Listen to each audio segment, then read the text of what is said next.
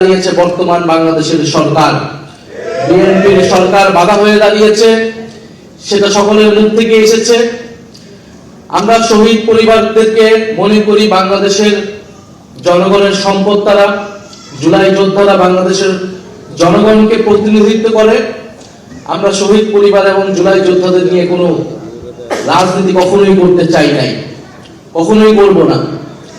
কিন্তু জুলাই যোদ্ধাদেরকে বর্তমান সরকার বিএনপি তারা নানাভাবে ব্যবহার করার চেষ্টা করছে।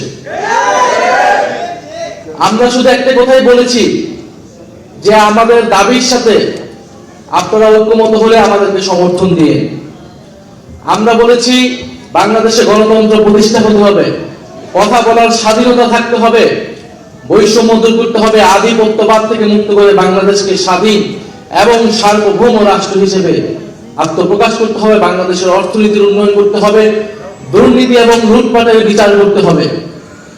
কিন্তু আমরা দেখছি বাংলাদেশ সরকার গঠিত হওয়ার পর থেকে পিছনের দিকে হাঁটছে। বাংলাদেশ আবার পুরনো পথেই হাঁটছে এবং জুলাই যোদ্ধাদের নাম ব্যবহার করে বর্তমান সরকার তার নানা কাজের বৈধতা দেওয়ার চেষ্টা করছে। আমরা শেখ হাসিনার সময় যে পুলিশ ছিল, সেই পুলিশ ক্রমান্বয়ে পুলিশ লীগ হয়ে গিয়েছিল। এখন হয়তো তারা জাতীয়তাবাদী পুলিশ বাহিনী তৈরি করার চেষ্টায় রয়েছে। না হলে কেন তারা পুলিশ কমিশন, সংস্কার কমিশন করবে না, সেটা অধ্যাদেশ তারা বাস্তবায়ন করবে না।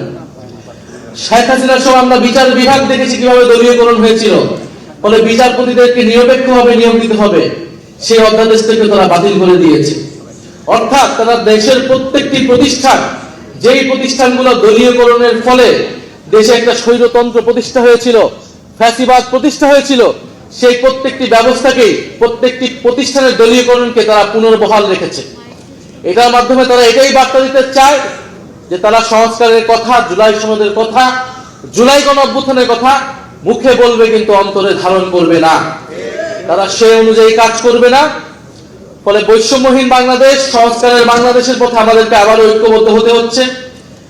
আমরা আপনাদের প্রতি কৃতজ্ঞতা জানাই, ধন্যবাদ জানাই। আপনারা অলরেডি মাঠে নেমেছেন, আপনারা অলরেডি কথা বলছেন। ঢাকা বিশ্ববিদ্যালয়ে আমাদের কিছু ভাইয়েরা অনশন করেছে দীর্ঘ কয়েক ঘন্টা এই গণভোটের গণরায়কে বাস্তবায়ন করার জন্য। আমরা 72 ঘন্টা ধরে যারা অনশন করেছে তাদের প্রতি কৃতজ্ঞতা জানাই। আমরা আশা করেছিলাম যে সরকার দল সেখানে যে উপস্থিত হবে, তাদেরকে আশ্বস্ত করবে, কিন্তু আমরা দেখেছি তারা যায়নি।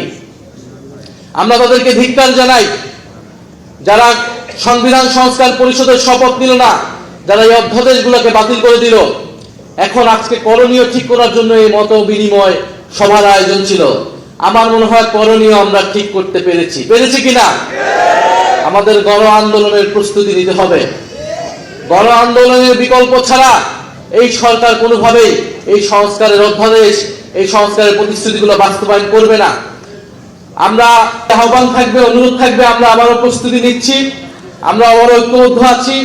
আমাদের দল মত নির্বিশেষে, এটা কোনো দলের বিষয় না, এটা কোনো জোটের বিষয় না, এটা বাংলাদেশকে রক্ষা করার বিষয়, জুলাই গণ অভ্যুত্থানকে রক্ষা করার বিষয়, জুলাই শহীদদেরকে তাদের যে রক্ত, সেই রক্ত যাতে ব্যর্থ না হয় সেই উদ্যোগের বিষয়। এটার জন্য আমরা সবাই ঐক্যবদ্ধভাবে থাকবো। আজকে আপনারা যারা উপস্থিত হয়েছেন সবাই হয়তো কথা বলতে পারেন নাই, কিন্তু যারাই কথা বলেছেন সকলের আমরা সমান স্পিরিট দেখেছি। সবার কথা বলার, সবার মনের ভাষাটা আমরা বুঝতে পেরেছি। আমরা আবারও ঐক্যবদ্ধ আছি, রাজপথের জন্য প্রস্তুত আছি। ইনশাআল্লাহ আপনারা সবাই প্রস্তুত আছেন। তবে আপনাদের প্রতি একটা কথা বলে শেষ করতে চাই। এবার রাজপথের আন্দোলনে আপনারা সন্তান হারিয়েছেন, কেউ পা হারিয়েছেন, কেউ হাত হারিয়েছেন। এবার আপনারা সামনে নয়, এবার আজকে এই মঞ্চে যারা বসে আছি আমরা সবার সামনে সারিতে থাকবো। গুলি আসলে বুকে আগে আমাদের গুলিতে আসবে, আমাদের বুকে আসবে। আপনারা শুধু আমাদেরকে সহযোগিতা করবেন, দোয়া করবেন। ইনশাআল্লাহ নতুন বাংলাদেশ প্রতিষ্ঠা হবেই, সংস্কার প্রতিষ্ঠা হবেই। কিন্তু বিএনপি কেন, আরো যেই শক্তি হোক না কেন, যে কোনো পরাশক্তি আসুক না কেন, বৈদেশিক শক্তি আসুক না কেন, আমরা তাদেরকে পরাজিত করে ছাড়বো ইনশাআল্লাহ। ক্ষমতা না জনতা, ক্ষমতা না জনতা, আপোষ না সংগ্রাম, দালালি না রাজপথ, দিল্লি না ঢাকা, গোলামি না আজাদি, ইনকিলাব ইনকিলাব।